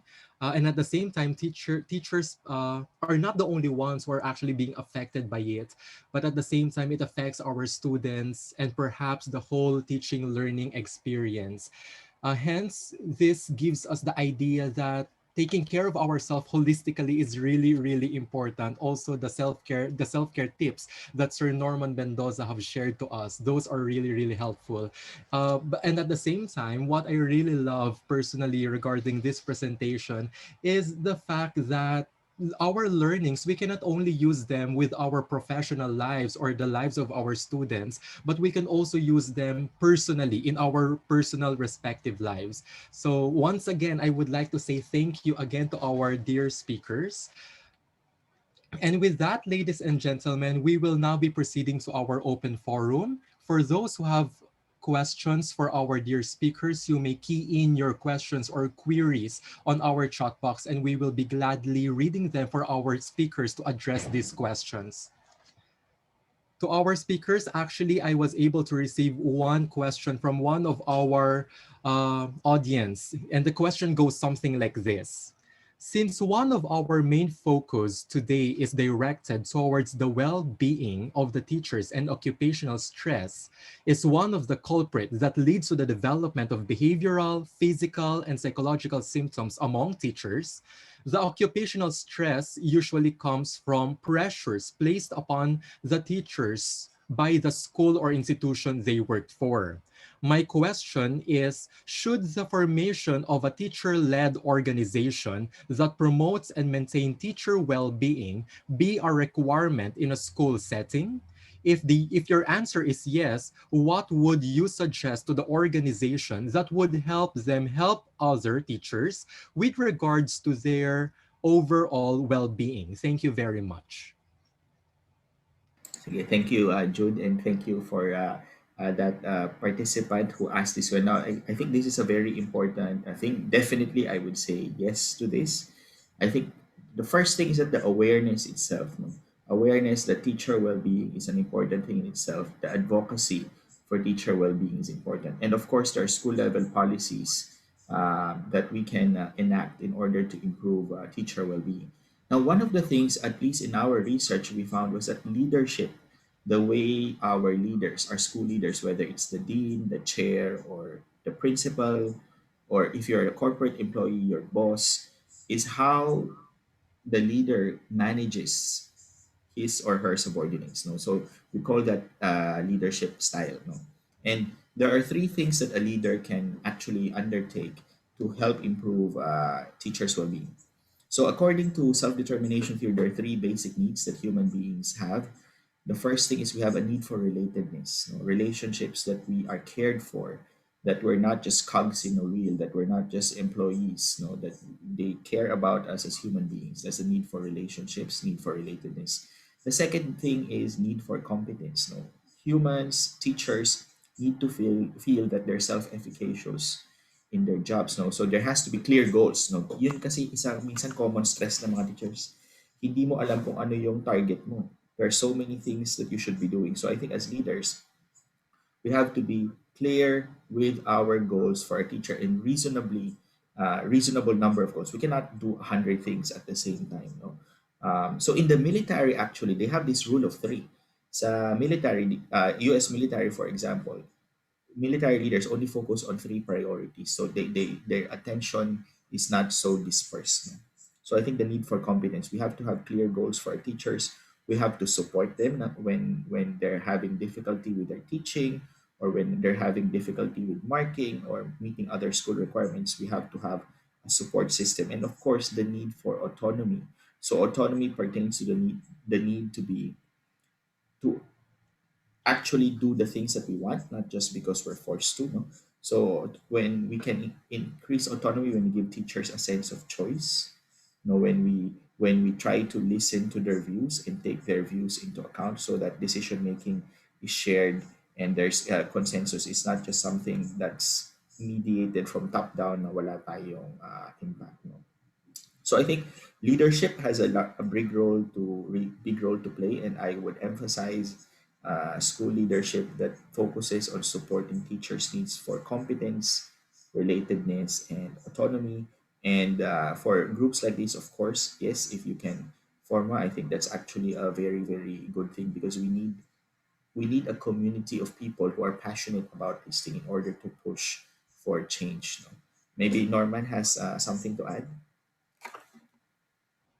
Nothing more to add, Dr. King. I think I also agree in the structural changes wherein a group of teachers will really push forward for teacher well-being. Thank you so much for that wonderful question answer for the both of our speakers. There is also another question here po coming from the question and answer chat box. This came from Miss Neriza Adorna. Is emotional well-being synonymous with subjective well-being? Wow, that's a very good question. Yes, it's synonymous to subjective well-being. So obviously you've done your research, no? So subjective well-being is comprised of life satisfaction, positive emotions, and low negative emotions. So yes, they're actually the same thing. Thank you very much for that question. Thank you for that. There's also another question coming from Resilin K. Clarice. In terms of psychological self-care, how do we determine the things we should let go? As a person who has a hard time saying no, and the mindset of being busy is equivalent to being productive, how do we address this? I'll let Norman answer that question. Right. First of all, thank you because this argues that you actually paid attention to the talk. But this is a really valid concern because we really want to be able to fulfill our roles with the people around us, with our jobs, with your schooling if you're a student. So truthfully, you really want to be saying yes to a lot of opportunities and tasks. However, we cannot l- do it all. So an understanding about something that you'll focus on and something you let go of is very important. Now, in order to strike a balance, I think it doesn't mean you let go of it today, you will let go of it forever. So, for example, some of us might say, I really want to just finish this report. I can't be the best mom that I could be right now, right? And that you're just gonna let go of that for today, just for today. Mhm, And mhm, tomorrow you go back at it again and say, okay, that report is done. I focused on it yesterday. Now let me spend some quality time with my kids. I think that's something that we need to focus on. When we say we let go of things, that's not saying we let go of them perpetually. But we're saying we have something that we'll focus on today, and perhaps we'll schedule some other time for other things that you really want to do. I agree that sometimes you when you feel the idea that when you're busy you're productive may or may not always be the case. So try not also busy but not productive, but just really focused, intentional on the tasks that you do. Like today my focus is to give this talk, uh, and that should be my focus, and that's what I did. And then tomorrow will be another day, and tomorrow might be another focus, and what you let go of today might be something you focus on tomorrow. And I think that kind of future orientation is important. Doc Renel, perhaps could benefit from your help. Thank you. Yeah, sige. Thanks, Norman, for that. No. I like that. It's what you said. No, parang even if you let go of it or say no to something today, it doesn't mean you let go of it in the future too. No, so we can manage our time better. And I think in terms of saying no, of course, I think I understand it's a very hard thing. It's also hard for me, lalo na sa ating mga Pinoy, no. I think Pinoys are very agreeable. We like social harmony. We like pleasing our bosses or our parents or people around. But I think one of the things that we have to do is to also be aware of our values. No, that if we are aware of our values, whether it's social relationship, whether it's family or it's professionalism or career, then the values that we have, if we're aware of them, will guide us in what things we can say no to and what things we can say yes to. No? So I think we have to be more conscious of that because obviously our time is limited. We only have 24 hours. And if you're a parent, if you're a husband or a wife, there are so many things that you have to do. So I think one of the things that I would suggest is try to clarify, be self-aware. What are your values? And maybe those values will help you guide you. No, it won't be a perfect decision, of course. There's always challenges, but those value systems will guide you in what things you should say yes to, and probably what things you should probably say no to, or maybe things that you should postpone. No, because these are things you cannot do right now.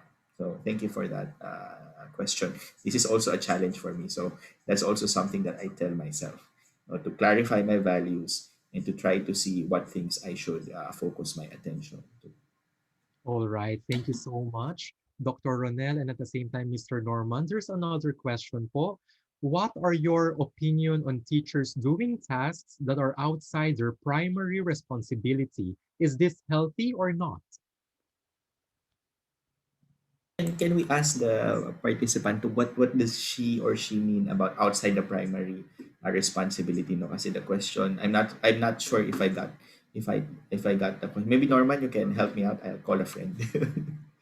Actually, that was also in my mind, just to ask, but to a specific like a sphere outside that primary responsibility. But it's called the primary responsibility for a reason. So I think that you would usually come first, and then just really try to plan out and distribute focus and attention on other priorities if you have any.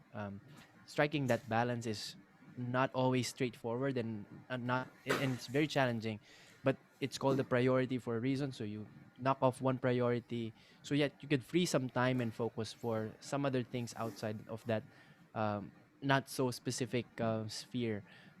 That would be my kind of broad answer to that broad question. Sige, siguro if I can add something, no, I think probably this is also a trend that's true in different professions. You know, we're pulled in different directions. And if I'm asked to guess, siguro probably outside the primary responsibility ni teacher. Because teaching would be your primary responsibility, preparing your lesson plans, delivering your lesson well, marking your students' assignment. Pero probably there are also other things outside your primary responsibility, no, maybe and naisip ko lang baka yung handling extracurricular activities, meeting the parents, etc., etc., no. So I think one of the things that we should be doing is when the teacher feels, again, this depends on your leader, the leader, school leader that you have, no, is to have a conversation, if you already feel burned out, if you feel being pulled in different directions, it's important to initiate a conversation, non-challenging, non-threatening. Just talk about it to see how we can go about it. Because a lot of the times, when we are a subordinate, we don't even speak up.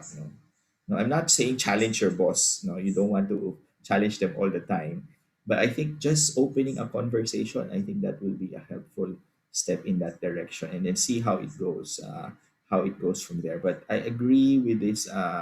With this participant. No, I think this is true, not just in the teaching profession, but in many other professions. Even as professors, we are also being pulled in different directions. There's admin, there's research, there's teaching. So again, I think core values, if we are clear about our values, it will help us allocate our time. And of course, having that conversation with our bosses and with our colleagues would also be helpful. Of course, not perfect solutions, but hopefully steps in the right direction.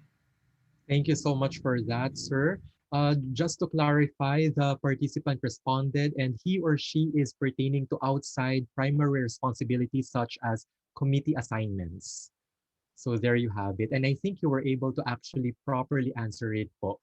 There's another question here po. Since well-being of students are affected by teachers, what is your suggestion in terms of how students should deal with terror teachers?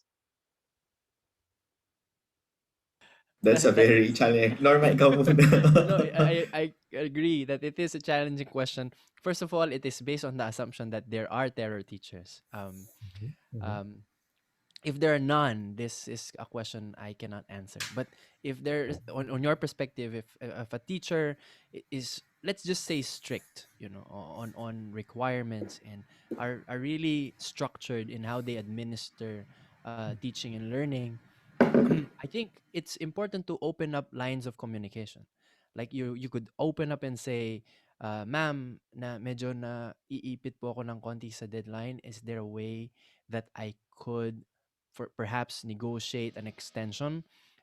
Lines like that communicates exactly why you are having difficulties.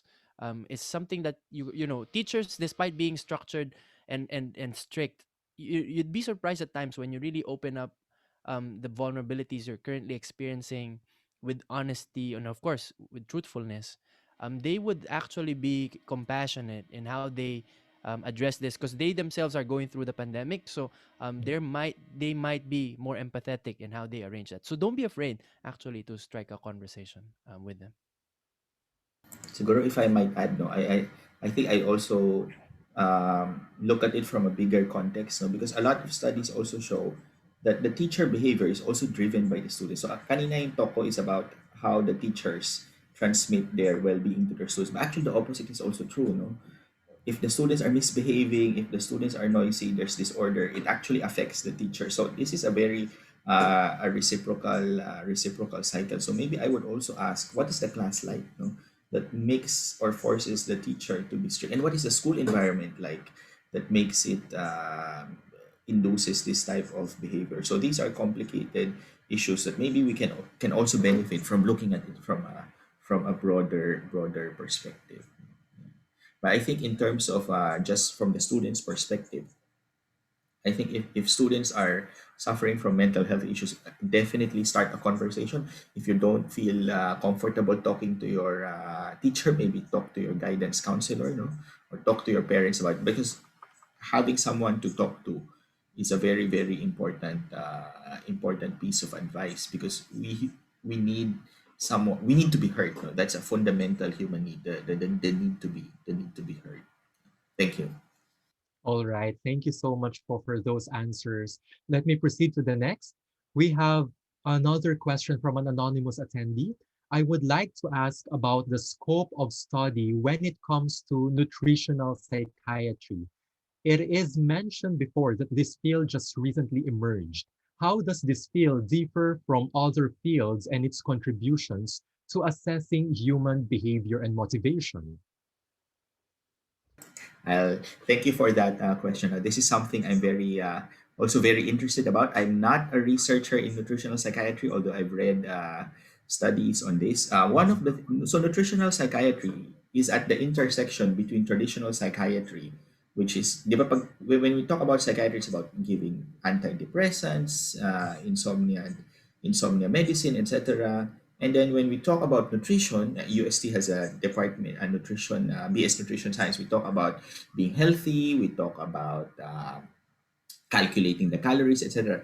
But nutritional psychiatry tries to bridge these two disciplines and show through research and evidence how what we eat affects our mental state. So, for example, one of the things they found is that if you eat healthily, if you eat a lot of vegetables, you eat a lot of fruits, there's research showing that children who eat lots of vegetables and lots of fruits also have better psychological well-being in school. No? Another thing that you can do is if you like probiotics, gut health, no, because our gut, no, our intestine or our stomach has a microbiome of good and bad bacteria. And what they found was that our gut health is closely related to our mental health as well. So, how do we take care of our gut? We take care of our gut by eating a lot of fiber. So, again, fruits, vegetables, yogurt, fermented, like kimchi. May mga mahilig sa kimchi. No, these fermented food are very healthy for our gut. And unfortunately po kasi, Filipinos don't eat healthy. A lot of Pinoys we like to eat oily food. Mm. We don't like vegetables. We like a lot of meat. Now these are bad things. No? So I think one of the things that I really learned from nutritional psychiatry is how we have to pay more attention to what we eat. And Americans actually are at fault too. They eat a lot of fast food, no? So a lot of oily food. So we have to pay more attention to what we eat. So ano ba yung kailangan natin kainin? These are very simple things. Fruits, vegetables, eat more plants rather than meat, and eat things that are fresh rather than processed. But siguro if my detailed question, probably we should ask our BS nutrition students, no, or professors in UST about this field. Thank you so much, Paul, for that answer. Very informative and very useful. Sir, there is another question here from an anonymous sender. This is a situational one. Paano kapag nag-approach ang students for mental health concerns? Can dual relationship work like as a counselor, aside from being a teacher? Oh, interesting question. Dr. Ronel, you're Question. muted po. Go ahead, Dr. Ronel. Sige, Norman, I know I was saying maybe you should answer this question because you have a lot of advocacy on this in Life Race. Right. But I understand the kind of dilemma that a teacher might face. Tama nga po na parang you don't know, should I wear the teacher hat or should I wear the counselor hat? I think the north star that you could choose is, am I being helpful in the process? If teacher kanya sa mismong klase kung saan siya nahihirapan, it would be very difficult for you to wear the guidance and counseling hat because there is some sense of conflict of interest. There's a challenge where a student can complain to you whether to negotiate a deadline because he or she would try to reach out to you as if you're the guidance counselor, while at the same time you're you're the student. So that's something you really want to navigate well. But my knee jerk reaction to this is actually referring them to the appropriate office, and that is if they have a concern, immediately get in touch with the guidance and counseling office, because that's where their concern would be appropriately addressed. And of course, this is not to say you don't listen to them, you don't validate their emotions, you still need to do that, all that, but it's not a sustainable methodology if you want to be continuously helpful to the student. So as a first aid, there's a lot of psychological and mental health first aid going on in the Philippines and in all over other countries as well. We always want to listen, validate their emotions, but after an hour or so, we want to say, you know, Norman, I appreciate your honesty and opening up this information to me. I know that the guidance and counseling office really have programs to continuously help you with this. Why don't you why don't I help you get in contact with them, and perhaps they will be able to sustainably reach out to you in any time of your need. So feel code having these scripts are necessary for teachers as a tool to triage students. That might be my kind of practical tip, but perhaps Doc Ronel can provide a more kind of broader, more organizational perspective. Sige, thanks Norman for that. Now, this is a very important issue, no? So thanks for that anonymous participant. The way I see it is there are levels of severity, no? The metaphor I'd like to use is the realm of physical health. No? If we're healthy, we are just suffering from minor problems, we can probably just get multivitamins. Pero pag may sakit na tayo, infection, we probably need to get antibiotics. Pag malala na talaga, we probably need to get hospitalized. No? So there are different stages depending on the level of severity of our physical illness. And I think same thing is at school. No? The primary point of contact is always the teacher. So one of the things that we're doing in our lab, very excited about, is training the teachers about mental health literacy. Just knowing about what mental health problems are and probably being able to detect it in our students. However, what I'd like to also say is that teachers are not omnipotent. No, you already, if you're a teacher, you're already doing so many things. You're marking your student papers, preparing your lesson plans. So I think the next step we have to do is, if our schools are well resourced enough, to refer the student to the guidance counselor, because the guidance counselor is the professional in charge of students' well-being. And of course, the teacher and the counselors can work closely together to help the students. So, but I would actually, if the problem is severe enough, always refer to the counselor, because they're the professionals. They have the license to deal with these issues. And of course, the teacher has to work closely with the guidance counselor. Kasi baka po minsan meron din tayong tendency na akuin natin lahat ng problema. No? Hindi rin yung healthy, kasi you're already doing, as a teacher, you're already dealing with 100 things, and then this is something on top outside your primary responsibility. No, kanina may participant na nagtanong nun. So I would think referring the student to the guidance counselor is the next best thing. And then of course, let's see how the counselor will deal with the student. And that's why now in the Philippines, we have this law that we have schools have to have guidance counselors. No, I'm of course, for more well-resourced schools like UST, you have guidance counselors, but maybe for the less fortunate schools, they don't have enough. So that's also something that we have to be more aware of. So thank you for that question. Thank you so much, Sir Ronel and Sir Norman. For everyone, I am very much happy that there are a lot of questions coming in. Unfortunately, due to the lack of time, we cannot address every question. So for this particular moment, I will only be uh, raising one last question to be addressed by our speakers. Don't worry for the rest of the questions that was entered. We will be trying to gather all of them, and perhaps we can work closely with our speakers so that they may answer these questions via email or offline. So this is the last question po that I will be raising from an anonymous attendee. Is it possible to reach a point in which focusing too much on self-care will become selfish?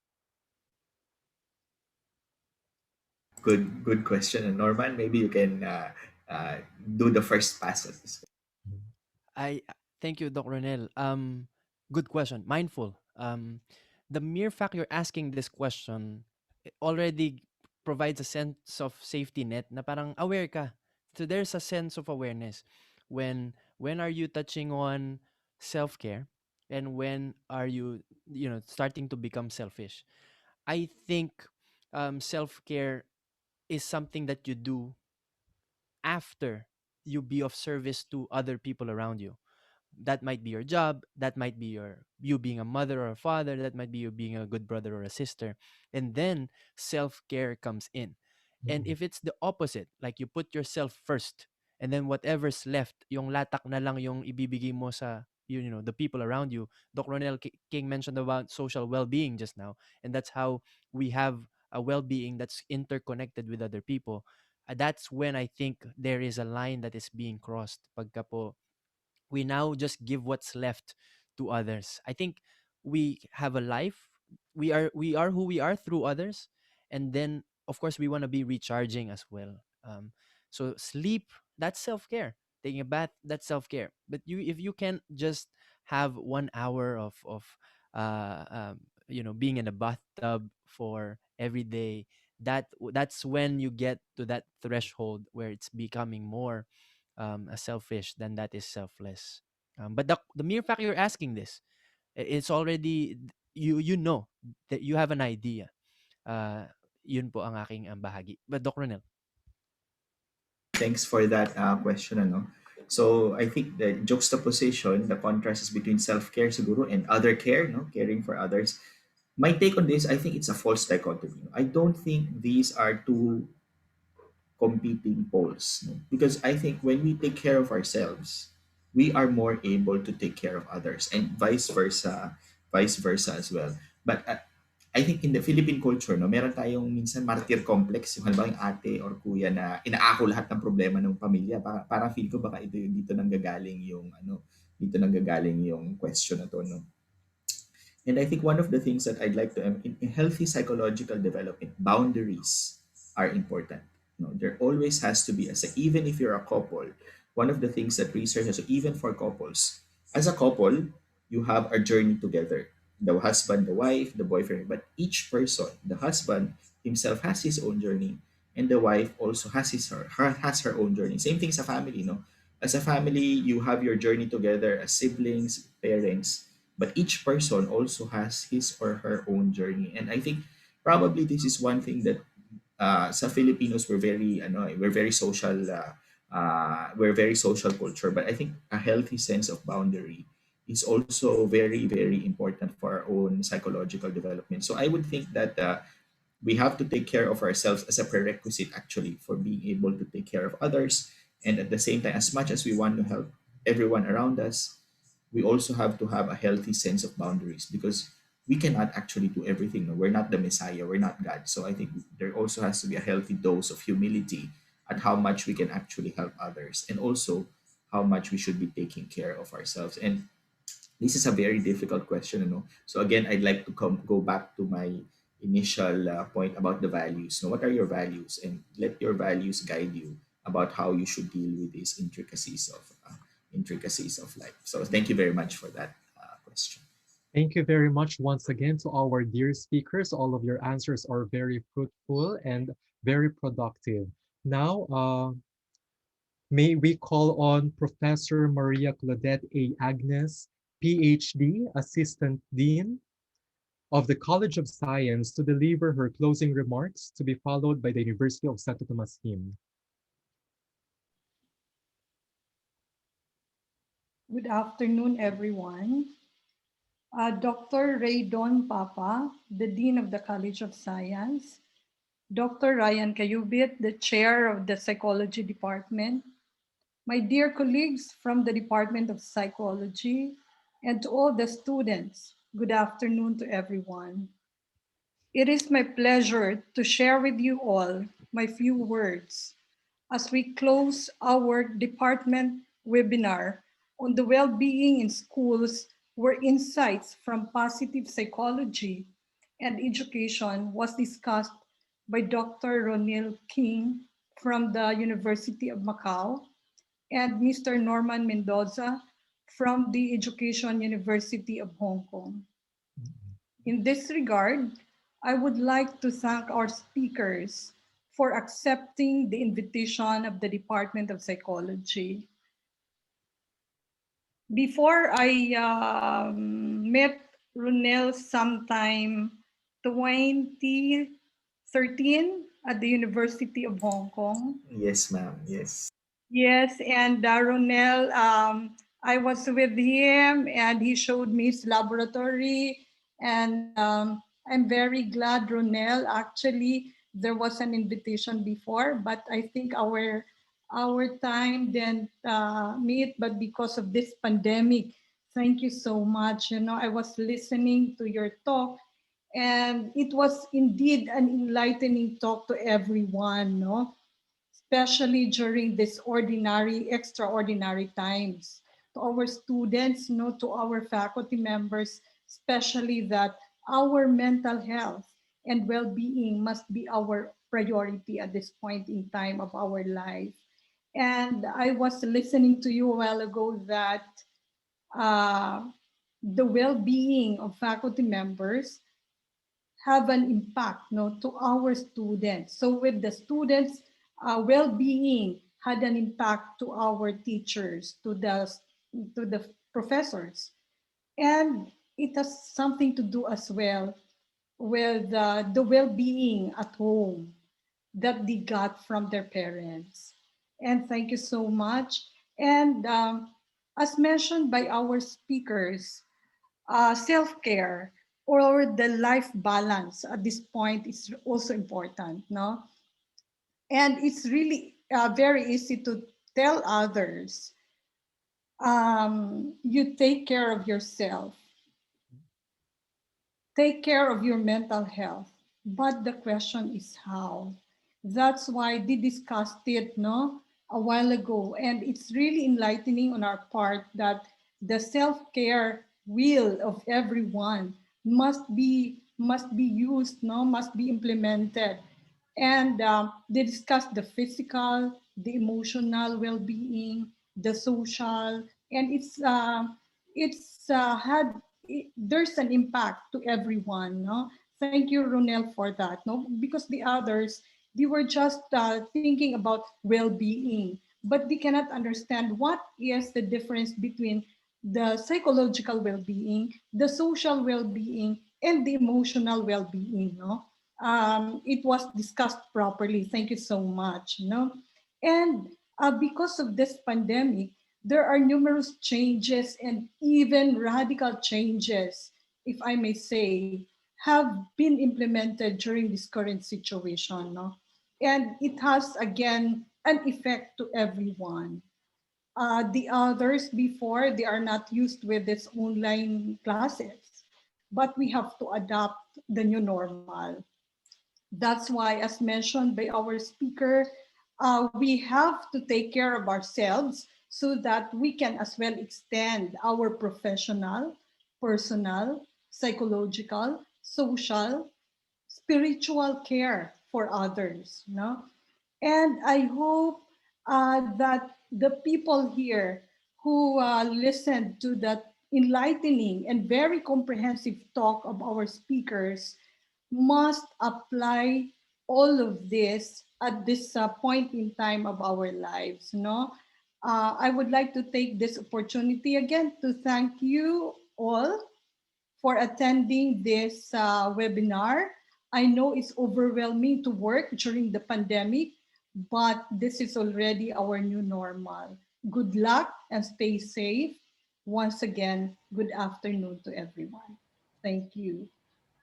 Thank you so much for that, Professor Maria Claudette A. Agnes. And now to officially end our webinar today, please join me in the closing prayer to be followed by the UST hymn.